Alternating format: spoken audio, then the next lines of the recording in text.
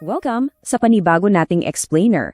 Ako, ang inyong host, at ngayon, hihimayin natin ang isang napaka-interesting na 2026 feasibility study na isinulat ni Rodrigo N. Abasola. Ang pamagat nito, Home Anime Studio Production Business. Handa na ba kayong malaman kung paano posibleng magtayo ng isang high-level na negosyo right from the comfort of your own home? Let's dive in! Ito agad ang unang tanong na gusto kong pag-isipan ninyo. Kaya ba talagang makipagsabayan ng isang home-based anime studio sa digital market ngayon? Kasi 'di ba, madalas kapag naririnig nating animation studio, ang naiisip natin agad ay yung mga higanting building sa Hollywood o kaya sa Japan na may daan-daang empleyado. Pero teka lang, binabasag ng feasibility study na ito ang kaisipang yan. Ipinapakito nito na dahil sa modernong teknolohiya, kaya mo na palang magpatakbo ng isang professional at malakas kumitang animation business mula mismo sa sala o kwarto mo. Para mas madali, hahatiin natin ang pagtatalaki natin sa 5. Una, the studio blueprint. Pangalawa, capital and equipment needs. Sunod, operations and services. Pang-apat, the financial breakdown. At syempre, ang huli, risks and opportunities. Simulan natin sa una, the studio blueprint, o ang pag-validate kung may market demand nga ba rito. Bago tayo maglabas ng kahit piso, kailangan muna nating itanong, may bibili ba ng iniaalok natin? At ang sagot? Absolutely. Sobrang lawak ng market natin ngayon. Hindi na lang ito para sa mga cartoons na pinapanood natin sa TV, ha? Sumasabog ang demand para sa digital storytelling. Nandiyan ang expansion ng social media at online ads. Literal na lahat ng small businesses ngayon kailangan ng animated na explainer videos.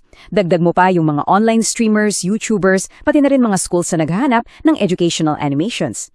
Sa madaling salita, lahat ay uhaw sa digital content. Solid ang demand, kaya solid din ang pundasyon ng negosyong ito. Punta naman tayo sa ikalawang bahagi, capital and equipment needs. Paano nga ba natin bubuuin ng isang professional home setup? Okay, let's talk gear. Kung gusto mong magbigay ng professional na serbisyo, hindi uubra yung ordinaryong laptop lang, di ba? Hindi ito pang hobby lang. Ang absolute heavy hitter dito ay yung dalawang Intel i9 high-end animation computers na aabot ng 190,000 pesos. Oo, medyo mabigat. Tapos, kailangan din natin ng professional cameras, isang audio setup na may mixer, condenser mics, soundproofing, at syempre, mga digital drawing tablets. Bakit natin kailangan ng mga ito? Kasi ang bilis at kalidad ng output mo ay talagang nakadepende sa lakas ng hardware mo.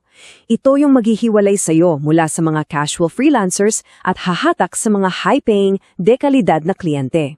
Moving on sa ikatlong bahagi, operations and services. Ito talaga ang pinakamakina ng ating studio.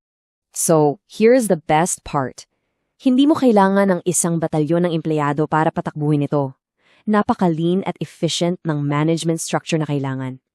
Magsisimula yan sa studio owner o manager na pwedeng ikaw mismo para sa client relations. Tapos, ipapasa ang proyekto sa animator para sa design at animation.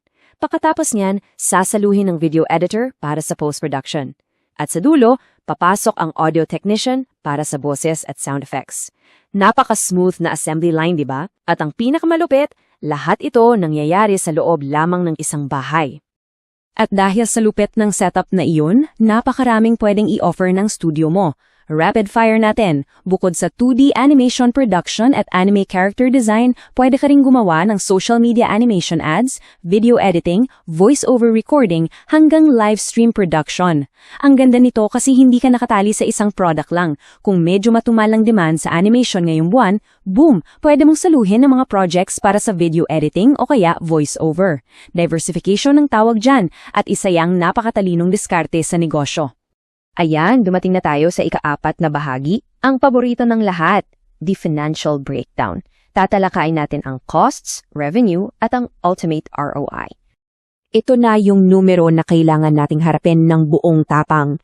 Ready? 538,000 piso. 538,000 pesos ang kabuuang puhunan para simulan ang buong setup na ito, kasama na ang installations. Nakakalula pakinggan para sa isang home-based business, di ba? Malaking pera talaga ito, at natural lang na makaramdam tayo ng kaba pagdating sa ganitong kalaking risk. Pero teka lang, huminga muna tayo.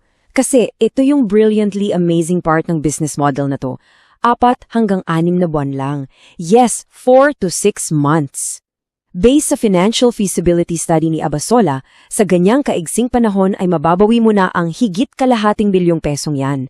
Walang biro. Pero paano naging posible ang ganitong kabilis na return on investment? Let me show you. Tingnan natin ang breakdown kung saan talaga nanggagaling ang pera.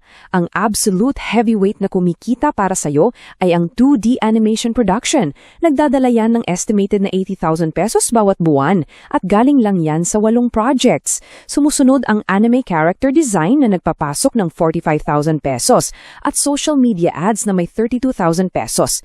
Premium kasi ang bayad sa mga ganitong espesyalizadong digital services kaya naman sobrang bilis lumaki ng buwan ng kita mo.